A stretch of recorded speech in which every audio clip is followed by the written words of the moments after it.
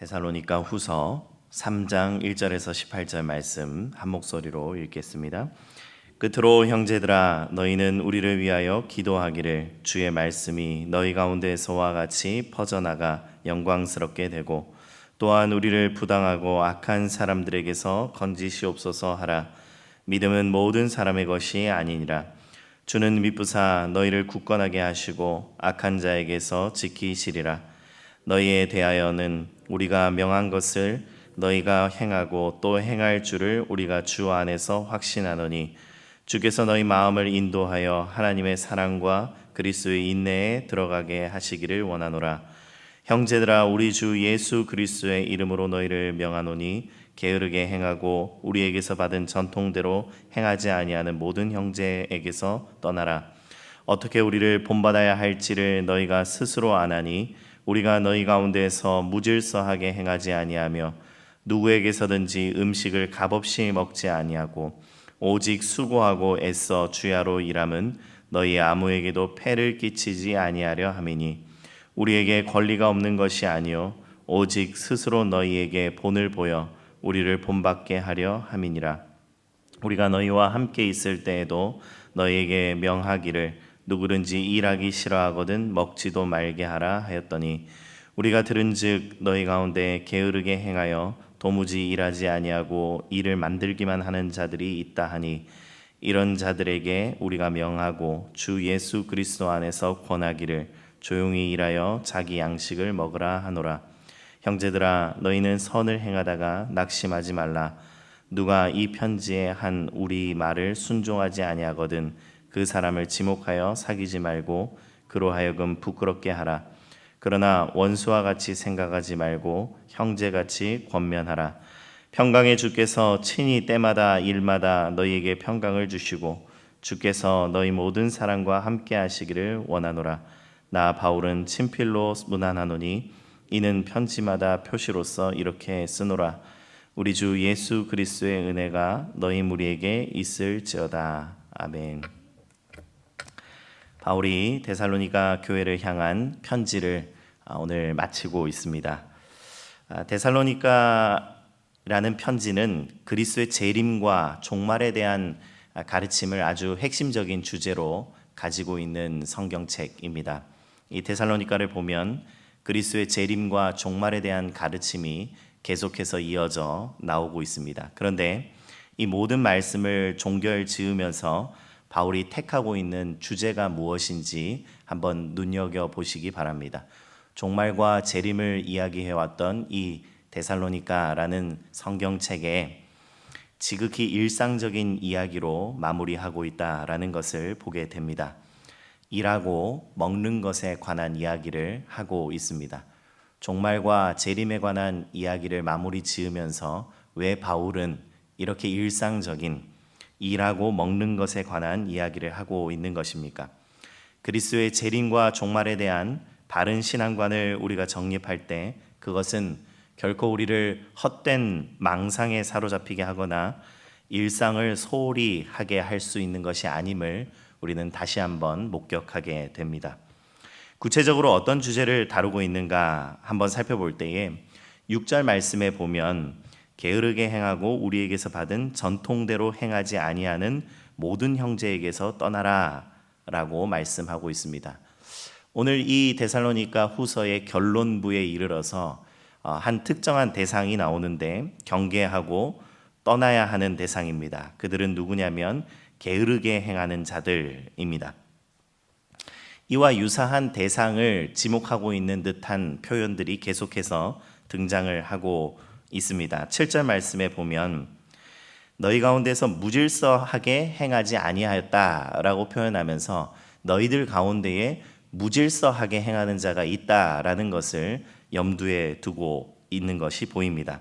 8절 말씀에 보면 음식을 값없이 먹지 아니하였다라고 표현하면서 마치 이 데살로니가 교회에 음식을 값없이 먹는 자들이 있는 것 같다라는 유추를 하게 만듭니다.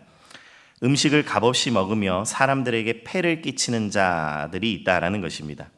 10절 말씀에서는 먹기는 좋아하면서 일하지 않는 자가 되지 말아야 한다라는 것을 말하고 있으며 11절에서도 이어지는데 우리가 들은즉 너희 가운데에 게으르게 행하여 도무지 일하지 아니하고 일을 만들기만 하는 자들이 있다라고 표현하고 있습니다. 매우 유사한 표현들을 지금 계속해서 하면서 게으르게 행하고 음식값을 내지 않고 먹으며 남들에게 폐를 끼치고 먹기는 좋아하면서도 일하지 않는 자를 경계하라 라고 말하고 있습니다.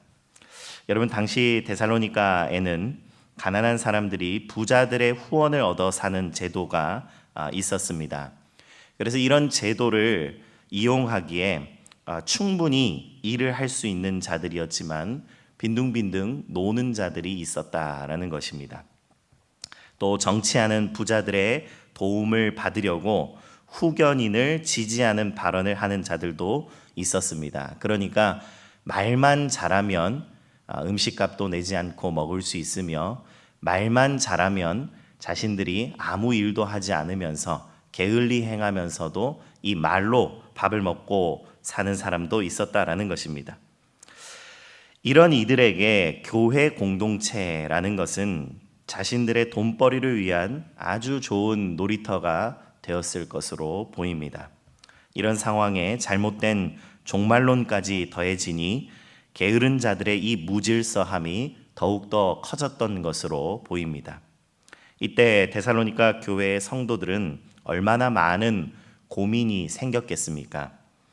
여러분, 이 고민은 서로 재정적인 후원을 하면서 정말 서로의 것을 나누면서 한 가족처럼 살아가려고 진지하게 고민하는 공동체들만이 겪는 고민입니다. 예루살렘 교회는 공동 자금에 개인의 재산을 모두 귀속시켰습니다.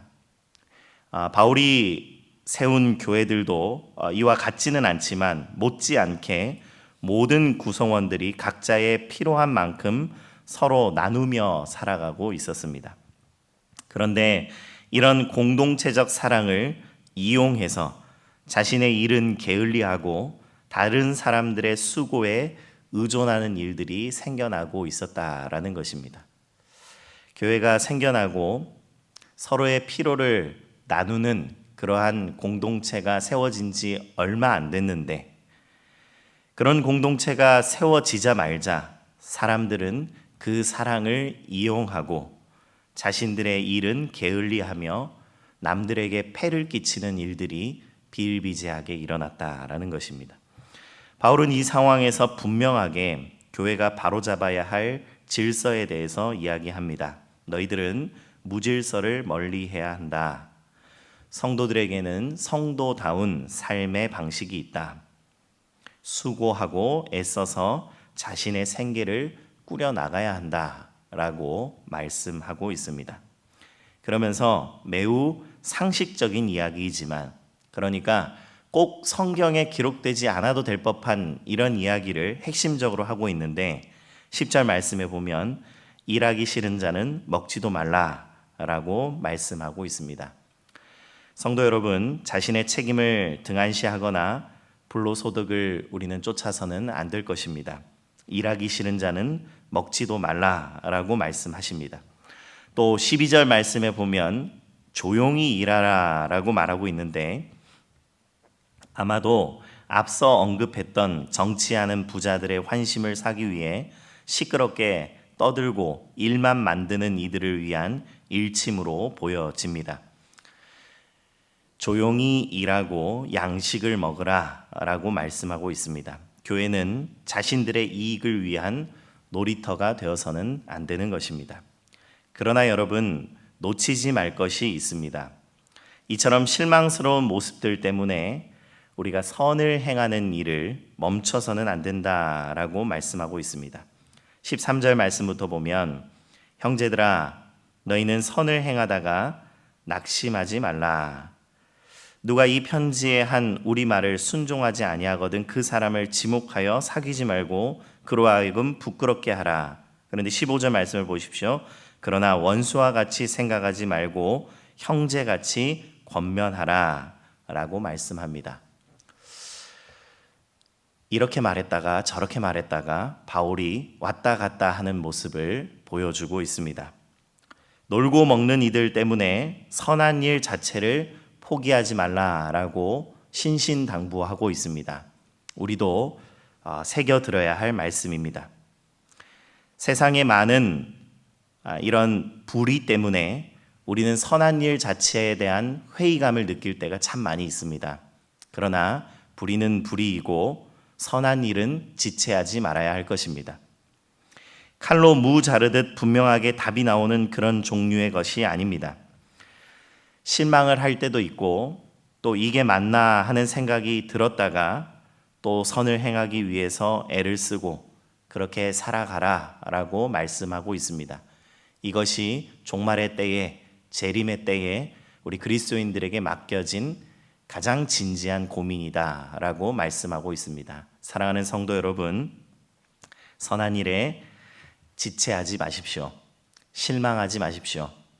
그러나 우리 스스로를 돌아보며 게으르게 행하거나 일하기 싫어하며 남의 것으로 우리의 배를 부리려고 하지 마십시오. 남에게 폐를 끼치지 마십시오. 그렇게 신실한 그리스도인들이 되며 이 불의한 세상 가운데에서도 선을 행하시는 저와 여러분들 되기를 간절히 축복합니다. 오늘 말씀을 맺으며 18절 말씀에 바울이 이렇게 문안하고 있습니다. 우리 주 예수 그리스도의 은혜가 너희 무리에게 있을지어다. 아멘. 이것은 상투적인 인사 문구가 아닙니다. 오직 하나님의 은혜가 있어야만 이 불의한 세상 가운데에서도 우리가 선을 행하며 살아갈 수 있을 줄 믿습니다. 오늘도 우리가 기도할 때에 하나님의 은총과 은혜가 넘쳐 흐르기를 간절히 소망합니다. 제가 기도하겠습니다. 하나님 아버지, 하나님께서 우리에게 이렇게 좋은 공동체를 허락하셔서 너무나 감사드립니다. 우리 공동체 안에 나눔과 베품이 풍성해지고 서로 나누고 베풀므로 공동체의 사랑을 많이 누릴 수 있도록 은혜를 부어 주시옵소서. 그러나 이 공동체의 사랑을 우리는 늘 이용하려고만 듭니다. 누군가는 늘 베풀고 누군가는 늘 받으려고만 합니다. 이런 실망스러운 모습들 가운데에서 스스로를 돌아보며 게으르게 행하지 않고 스스로 열심히 일하여 우리의 것을 채워나갈 수 있도록 도와주시옵소서. 또한 이런 실망스러운 모습들 때문에 우리의 선한 일들을 지체하거나 주저하거나 회의감에 사로잡혀 이 선한 일을 그만두고 싶을 때에 하나님께서 우리에게 은혜로 찾아오셔서 은총을 부어주셔서 값없이 주시는 그 하나님의 은혜 안에서 다시 한번 용기 내어 이 종말의 때를 선한 일로 채워나갈 수 있도록 은혜 베풀어 주시옵소서. 오늘도 우리를 살리신 예수 그리스도의 이름으로 기도드립니다. 아멘.